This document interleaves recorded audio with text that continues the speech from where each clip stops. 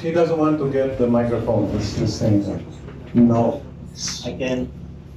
I have a loud enough voice, Okay. but it's not a voiceover. I'm sure you can see me from here. Okay? Here. Ladies and gentlemen,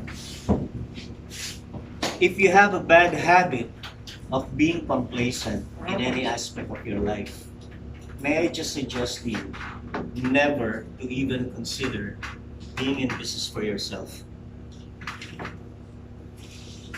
Or else,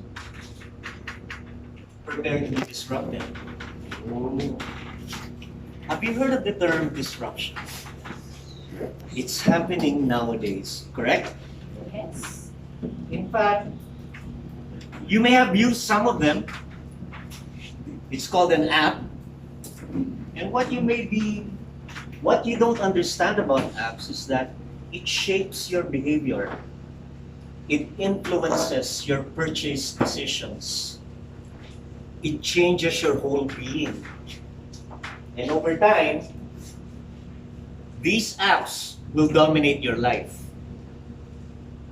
They are multiplying, ladies and gentlemen. You have it on your phone. Yes. Soon enough, even your concept of money will change. The funny part about that is, you're not even aware this is happening. As a matter of fact, if you have ever, excuse me, if you have ever lived through my time, I'm 46 years old now. Oh, really? I know I only look 45. If you have lived through my time, there was a moment in our life when we have to walk to a restaurant to buy our food. Today, you ask your food to be delivered to your house. There was a time that we opened maps to find our way when we get lost. Today, you just use your device. Disruption has caused closures of businesses everywhere in the world. In the US alone, this is in 2018, 3,800 businesses closed shop. And we have an American citizen here. He knows, right? I have no available data how many businesses closed last year here in this country. But I can assure you there's been a lot of them. And by 2020, 75% of small and medium enterprises who are not present on the phone will soon meet their fate. And I feel sad sometimes, ladies and gentlemen, when I hear somebody loosely talk about going into business, like it's some sort of a game that you can get in and get out anytime. Let me tell you a brief story. Today, I just met with a good friend of mine. He's a very brilliant person. He's highly spiritual, a family man. We went to school together. In fact, he graduated at the top 10% of the class in high school. I was at the bottom 80%. He climbed the corporate ladder of a very prominent sports drinks company, and then later started his own distribution company. My friends, we're both the same age. Sadly, 2 years ago, his business went down. Disruption changes everything.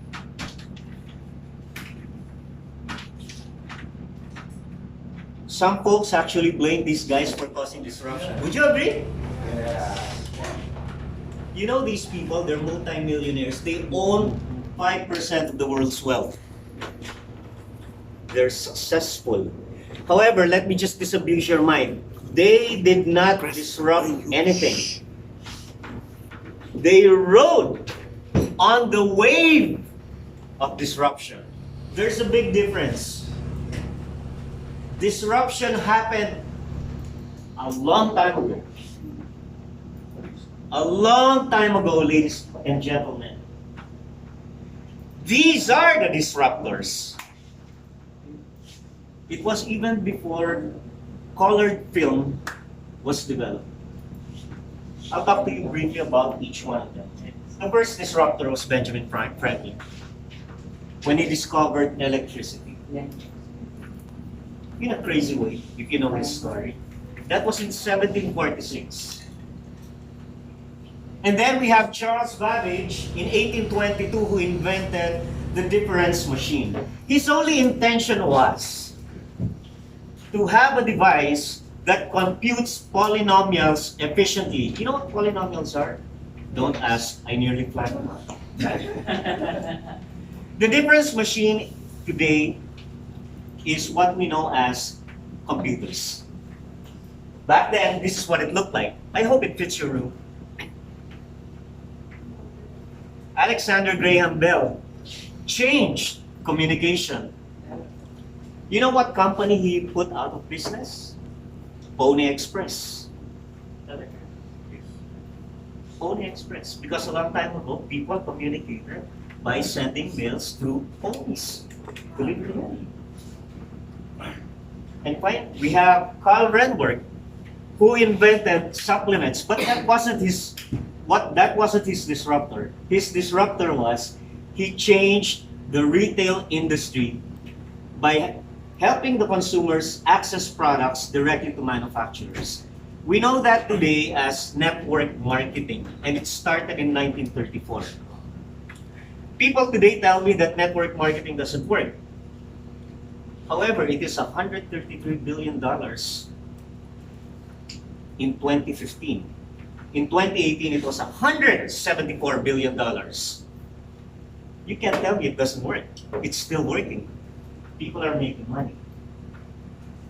Steve Sasson developed digital camera. 1974, my friends, Kodak ignored it until a Japanese company took notice of it, developed it, and now there you have the digital camera.